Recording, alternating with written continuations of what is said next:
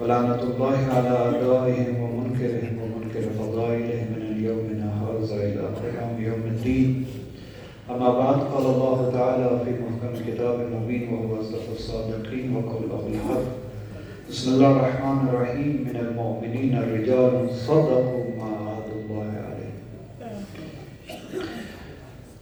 تشریف فرما مجلس میں انجمن کے بھی سرپرست اور اس مجلس کے صدر مقام پہ تشریف فرما حجت الاسلام جناب آقا سید محمد صاحب، مہمان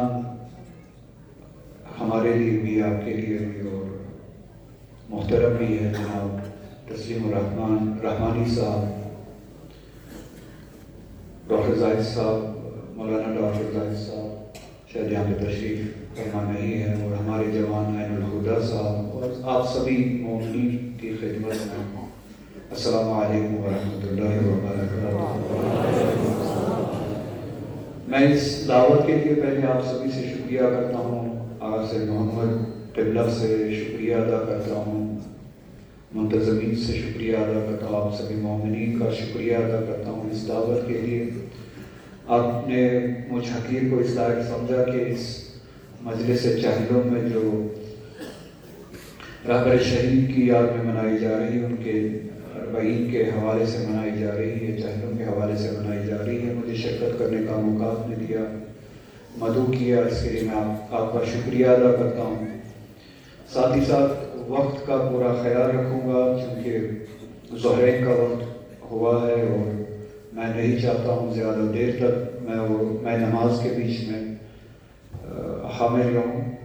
حائل رہوں گا، آپ سبھی کے بیچ میں اور نماز کے بیچ میں چند گزارشات پیش کروں گا تاکہ خدمت کر سکے اس شخصیت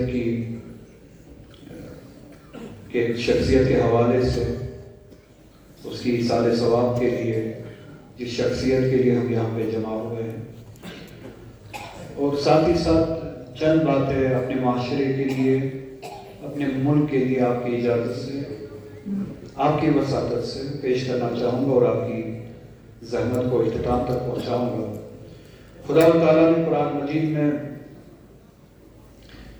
کچھ خصلتوں کے بارے میں، کچھ صفات کے بارے میں اور ان صفات والے مردوں کے بارے میں کہا ہے، اور جس آیت کی تلاوت یہاں پہ مجھ سے پہلے بھی ہوئی اور میں نے بھی جسارت اور مساعد کی تلاوت آپ کے سامنے کی، کہ کچھ مرد ہیں جن کے پاس اس طرح کی صفات ہے، اور وہ مرد چونکہ ان صفات کے حامل ہیں، وہ خداوند تعالیٰ کے ساتھ کیے ہوئے وعدے کو پورا کرتے ہیں، کسی بھی صورت میں پورا کرتے ہیں۔ من المؤمنین رجال صدقوا ما عاهدوا اللہ علیہ۔ مردوں کے بارے میں بات ہوئی ہے، مگر یہ اصطلاحی مرد ہے، ہمارا جنسی مرد نہیں ہے، کیونکہ صفت، پیچھے کی صفت اور آگے کا کام یہ بتاتا ہے کہ یہ اصطلاحی مرد، جس عورت میں، جس مرد میں یہ صفت ہو اور اس کام کے لیے کھڑے ہو، یہ اصطلاحوں پہ لاگو ہوتی ہے۔ اس آیت میں پہلے بیان کی گئی صفت اور بعد میں بیان کیا گیا کام، بیچ میں اس اصطلاحی مرد۔ صفت مومنانہ ہے، من المؤمنین۔ قرآن نے یہ نہیں کہا کہ من المسلمین، قرآن نے یہ نہیں کہا کہ من الناس، من المؤمنین، مومنین میں سے مرد ہوں گے، یعنی صفت اس کے لیے درکار مومنانہ ہے، مومنانہ صفت والے مرد ہوں گے جو خدا کے ساتھ کیا ہوا وعدہ پورا کریں گے۔ اب جس شخصیت کے لیے آپ جمع ہوئے ہیں، یہ شخصیت اور اس طرح کی بہت ساری شخصیتیں تفسیر کرتے ہیں قرآن اپنی جان سے، اپنے عمل سے۔ اگر مسلمین کے لیے کہا گیا ہوتا تو آج ہم پریشان ہوتے کہ 50 سے بھی زیادہ ممالک ہے فلسطین کے ارد گرد، مگر 50 سے بھی زیادہ ممالک میں سے ایسا ابھی تک کوئی بھی ملک کا سربراہ مردانہ خصلت والا نہیں نکلا جس نے خدا کے ساتھ کیا ہوا وعدہ پورا کرنے کے لیے فلسطین کے مظلوموں کے لیے خود کو داغ پہ لگایا ہو۔ یہ سوال آج قرآن پہ کریں۔ اگر قرآن نے یہ بتایا ہوتا کہ من المسلمین رجال صدقوا ما عاهدوا الله علیہ، تو آج ہم قرآن سے یہ سوال کرتے کہ کہاں ہے وہ مسلمان مرد جو خدا کے ساتھ کیے ہوئے وعدے کو پورا کرنے کے لیے کچھ بھی داؤ پہ لگانے کے لیے تیار ہے۔ 50 سے بھی زائد ملک ہے، 50 سے بھی زائد ملکوں کے سربراہ ہے، فلسطین کے آس پاس دہا ممالک ہے، سربراہ ہے۔ اسی لیے قرآن نے پہلے ہی واضح کیا کہ اگر ہم قرآن سے سوال کریں کہ کہاں ہے یہ مسلمان مرد، قرآن نے اسی لیے پہلے ہی جواب دیا کہ میں نے تم سے پہلے ہی کہا تھا من المسلمین نہیں، من المؤمنین رجال صدقوا ما عاهدوا الله علیہ۔ مومنین میں سے وہ مرد اٹھیں گے، مومنین میں سے وہ مرد ہوں گے جو خدا کے ساتھ کیے ہوئے وعدے کو پورا کریں گے، اس کے لیے کچھ بھی داؤ پہ لگانا پڑے داؤ پہ لگا دیں گے۔ اور چاہے وہ مومنین فلسطین کے مرد ہو، اصطلاحی مرد، یہ یاد رکھیں، فلسطین کے مومنین ہو، چاہے وہ لبنان کے مومنین ہو، چاہے وہ ایران کے، چونکہ ان کی شخصیت میں صفت مومنانہ ہے، شخص نہیں ہے، شخصیت ہے،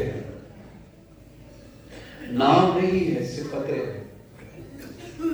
فقط کلمہ کو نہیں ہے، عملاً مومن ہے، چونکہ ان کی صفتوں میں مومنانہ صفات ہے، خصلتیں ہیں، اس لیے چاہے کچھ بھی ان کے اوپر آپ لائے، چاہے لالچ لائے، چاہے خوف لائے، غزہ نے بھی، فلسطین نے بھی دکھایا، لبنان نے بھی دکھایا، اور الحمدللہ ایران نے۔ خوف سے ڈرایا گیا،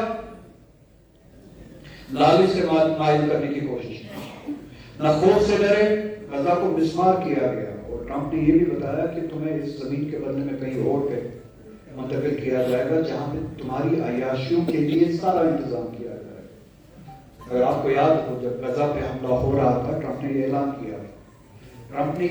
کیا تھا کہ غزہ کے لوگوں کو، فلسطین بشمول غزہ کے لوگوں کو اس زمین کے بدلے میں کہیں اور نزدیکی زمین دی جائے گی اور ان کے آسائش و آرام کے لیے ہر قسم کا انتظام کیا جائے گا، بس یہ زمین وہ اسرائیل کے لیے چھوڑ دے۔ یہ مومنانہ صفتیں تھی جو کربلا میں بھی ظاہر ہوئی، اور امام حسین کے مومنانہ صفت کے معنوی وارث تھے غازہ میں، جنہوں نے اسی انداز میں، انہی الفاظ میں جواب دیا جس انداز میں امام حسین نے جواب دیا۔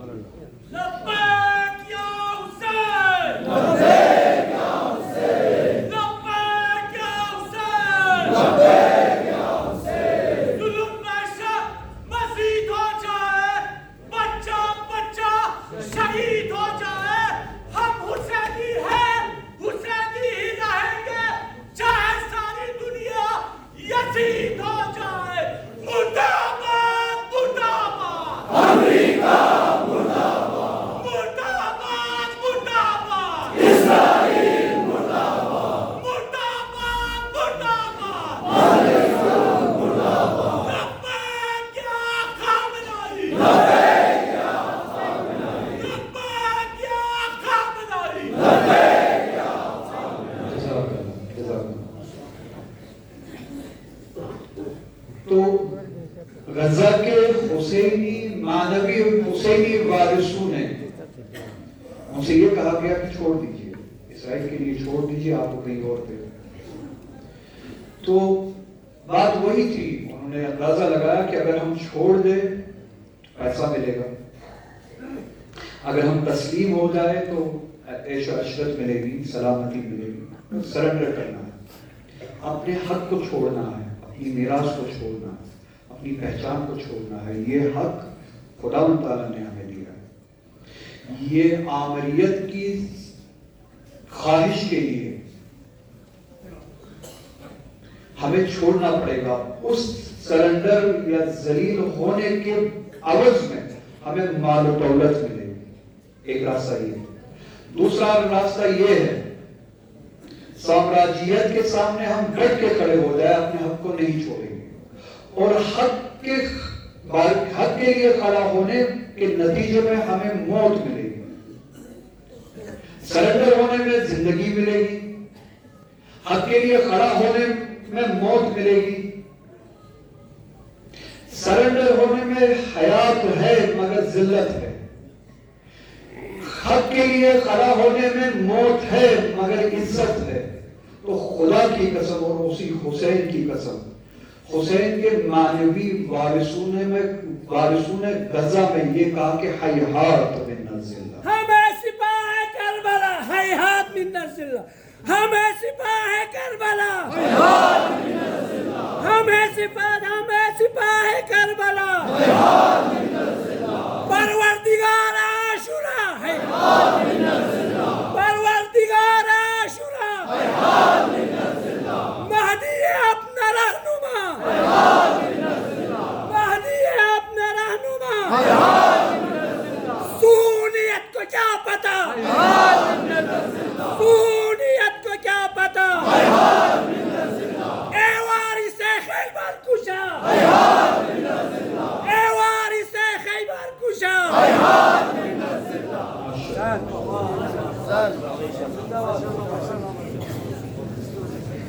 غزہ کے لوگوں نے مومنانہ صفت کی بنیاد پہ وہ مردانہ کثرت دکھائی. صدقوا ما عهد اللہ, کھڑے رہے. فَمِنْهُمْ مَنْ قَضَى, اور بعض ان میں سے ایسے ہیں کہ جو اسی وعدے پہ اپنی قضا تک پہنچ جاتے ہیں, یا اسی وعدے کو اپنی قضا تک پہنچاتے ہیں, شہید ہو جاتے, مرے مگر حق کو نہیں چھوڑا, مرے مگر ذلت کے سامنے تسلیم نہیں, عزت کے دامن کو نہیں چھوڑا. لبنان آپ کے سامنے ہے. میں ایک بات پہ آنا چاہتا ہوں, اور اشارتاً پہلے یہی کہوں گا, لبنان سے یہ کہا جائے کہ آپ چھوڑ دیجئے, اسرائیل کے ساتھ دشمنی چھوڑ دیجئے.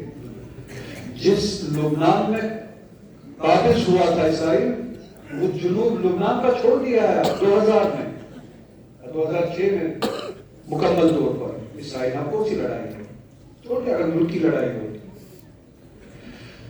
لبنان کا حزب اللہ کا یہ کہنا ہے کہ زمین کا مسئلہ نہیں ہے, یہ صرف ہمارے وجود کا مسئلہ نہیں ہے. یہ جو قابض ہے, یہ صہیونی, یہ مسلمان ہو, عیسائی ہو, یہودی ہو, فلسطین کے مقیم, حقدار مقیم انسان کے زمین پہ قابض ہے, حق پہ قابض ہے, ہمارے بیت العامر پہ قابض ہے. یہ باطل کے ساتھ ہماری لڑائی ہے, سامراجیت کے ساتھ ہماری لڑائی ہے. اگرچہ اسرائیل کو ہم نے اپنے زمین سے دفع کیا, صہیونیت کو ابھی ہم نے فلسطین سے خارج نہیں کیا ہے. ہم اپنی ذات کو, وجود کو داغ پہ لگائیں گے مگر حق کو نہیں چھوڑیں گے. اسرائیل کی صہیونیت کے سامنے ڈٹے کھڑے ہیں, اپنے آخری دم تک ان کے خلاف لڑیں گے, جب تک یہ زمین پاک نہ ہو ان کے نجس وجود سے. اور وہ زمین شیعت کی کا اصطلاح زمین نہیں ہے, شیعت کی زمینوں سے, جنوبی لبنان سے کب کی نکل چکی ہے اسرائیل. اکثریت نہیں بلکہ ساری کی ساری آبادی جس بات پہ لبنان کی آج حزب اللہ کی لڑائی ہو رہی ہے اسرائیل کی, وہ قبضے والا علاقہ سارا کا سارا فلسطین ہے, اور ساری کی ساری آبادی ہے اہل سنت. بس یہ فرقے کی, مسلک کی خواہش نہیں ہے. اور کوئی یہ کہے کہ ایران نے خود کو داغ پہ لگایا ہے اپنے ملک کے مفاد کے لیے, ان سے صرف اتنا کہا جائے کہ ملک کا مفاد کس چیز کے ساتھ پیوست کیا ہے ایران نے, جس بنیاد پہ داغ پہ لگا ہے. ملک کا مفاد ہی پیوست کیا ہے فلسطین کے وجود کے ساتھ ایران نے. ملک کا مفاد پیوست کیا ہے ایران نے مظلوم کی حمایت کے ساتھ. اسی لیے داغ پہ لگا من المؤمنین رجال صدقوا ما عاهد اللہ علیہ. ایران نے یہ وعدہ کیا ہے. جس شخصیت کی ہم بات کر رہے ہیں, مجھے ملک کے ساتھ کوئی لینا دینا نہیں ہے, مجھے یہاں پہ کسی ملک کی تعریف نہیں کرنی ہے. یہ ملک اس سے پہلے بھی تھا 1980 تک, اس سے پہلے بھی ہمارا کوئی لینا دینا نہیں تھا. یہاں پہ شیعت اس سے پہلے بھی تھی, الحمدللہ بہت بہتر تھی. یہ حسینی کردار کے ساتھ ہمارا لینا دینا ہے, جو امام خمینی نے حسینی کردار لایا اس ملک میں, جس نے ہمیں اس کردار کے ساتھ نزدیک کیا ہے. اور اس کردار میں اس نظام نے وعدہ کیا ہے نہ صرف خدا کے ساتھ, ہمارے ساتھ, دوسروں کے ساتھ, مظلومین کے ساتھ, کہ چاہے کچھ بھی ہو, سامراجیت کے سامنے, آمریت کے سامنے, مظلوم کو یہ ملک, یہ نظام, یہ کردار تنہا نہیں چھوڑے گا, اکیلا نہیں چھوڑے گا. جس کی مثال آپ نے فلسطین میں دیکھی, جس کی مثال آپ نے لبنان میں دیکھی, چچنیا میں دیکھی ہے, اور بہت سارے علاقوں میں دیکھی ہے. آج ایران سے 2-3 چیزیں آپ منوا لیں. کوئی لڑائی نہیں ہے مغرب کی ایران کے ساتھ. اسرائیل کی, فلسطین کی حمایت نہ کرے, حماس کی حمایت نہ کرے, غزہ کی حمایت نہ کرے, بات ختم. کوئی لڑائی نہیں.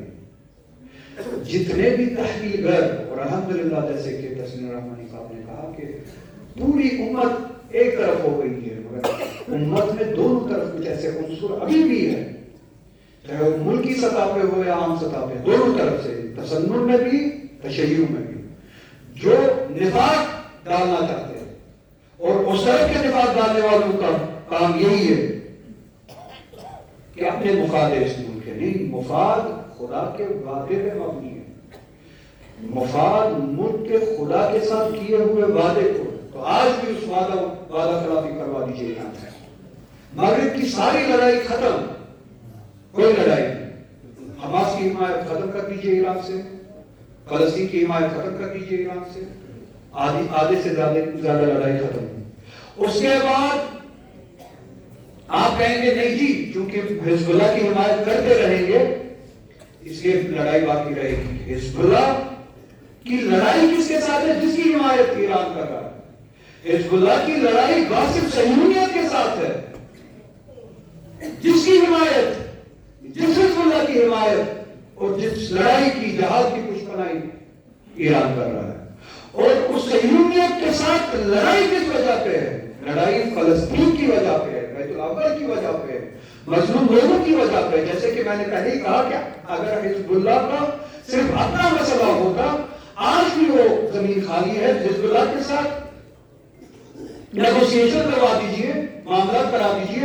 حزب اللہ کو کہیے اسرائیل کو تسلیم کرے, فلسطین کی بات نہ کرے, مسئلہ ختم. حزب اللہ اسرائیل کو تسلیم کرنے کے لیے تیار کیوں نہیں ہے؟ کوئی فرق نہیں پڑتا ہے, اہل سنت کی آبادی ہے, اہل تشیع کی آبادی ہے, مگر یہ حق ہے جس کو حزب اللہ یا ایران تنہا نہیں چھوڑنا چاہتا ہے. یہ وہ وعدہ ہے جس کو جھٹلانا نہیں چاہتا ہے, چاہے فلسطین میں شیعہ ہو یا سنی ہو, عیسائی ہو, یہودی ہو, نصرانی ہو, جو بھی فلسطین کا رہنے والا ہے, فلسطین اس کا حق ہے اور ہم اس کے حامی ہیں. یہ صہیونی غاصب ہے, فلسطین کے لوگوں کے بھی غاصب ہے, قتل اول کے بھی غاصب ہے, اور یہ ظالم ہے جنہوں نے ظلم برپا کیا ہے. تو چاہے کوئی بھی ہو, ہم اسرائیل کے سامنے تسلیم نہیں ہوں گے, اسرائیل کو تسلیم نہیں کریں گے, اس کے خلاف لڑتے رہیں گے, چاہے ہمارا وجود داؤ پہ لگا دیا.